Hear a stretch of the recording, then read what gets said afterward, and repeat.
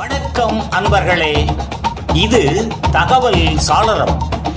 நான் உங்கள் பிச்சை முத்து. தகவல் சாளரம் வழங்கும் போர்களின் பிடியில் பூமியின் மடி.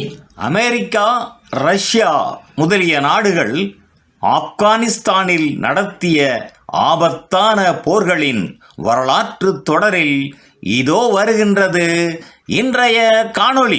புத்தன் வந்த திசையிலே புனித காந்தி மண்ணிலே.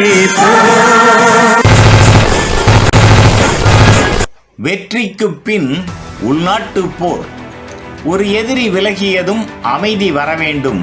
ஆனால் ஆப்கானிஸ்தானில் வெற்றி ஒரு புதிய போரின் வாசலை திறந்து வைத்தது.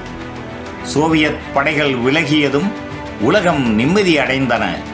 போர் முடிந்தது என்று பலரும் நினைத்தனர். ஆனால் அது போரின் இடைவேளை மட்டுமே. முஜாஹிதீன்கள் ஒரே எதிரிக்கு எதிராக ஒன்றிணைந்தனர். ஆனால் வெற்றி வந்ததும் அந்த ஒற்றுமை உடைந்து போனது. ஒவ்வொரு குழுவும் தன் பகுதி, தன் ஆயுதம், தன் தலைவர், அதிகாரம் பகிர வேண்டிய ஒரு கனவு வந்து சேர்ந்தது. பிடித்து கொள்ள வேண்டிய ஒரு பரிசு யாருக்கு கிடைக்கப் போகின்றது?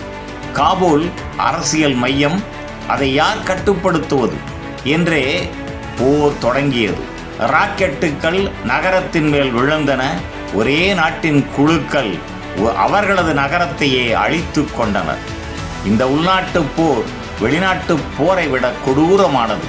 ஏனெனில் இங்கு எதிரி தெரிந்தவர், அண்டை வீட்டார், முன்பு ஒன்றாக போராடியவர்கள். மக்கள் மீண்டும் அகதிகளானார்கள். இந்த முறை வெளிநாட்டால் அல்ல, தங்களுடைய போராளிகளால். அரசு உருவாகவில்லை. ஏனெனில் அதிகாரம் பிடிக்க எல்லோரும் ஆவலுடன் இருந்தனர். சட்டம் ஆயுதத்திற்கு அடங்கி போனது. இந்த காலம் ஆப்கானிஸ்தானின் மிக இருண்ட காலங்களில் ஒன்று. நம்பிக்கை முழுமையாக சிதைந்து போனது. உலகம் மெதுவாக விலகி கொண்டது.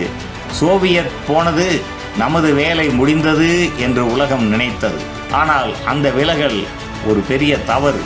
ஏனெனில் ஆப்கானிஸ்தான் ஆயுதங்களுடன் மட்டுமே விடப்பட்டது, அமைதியுடன் அல்ல. இந்த உள்நாட்டு போர் ஒரு கேள்வியை உருவாக்கியது. இந்த அராஜகத்திற்கு முடிவு எப்படி வரப்போகின்றது? அந்த கேள்விக்கான பதில் ஒரு புதிய சக்தியாக வந்து சேர்ந்தது. நன்று நண்பர்களே, இந்த தொடரின் பிறிதொரு காணொளியில் மீண்டும் சந்திப்போம். நன்றி, வணக்கம்.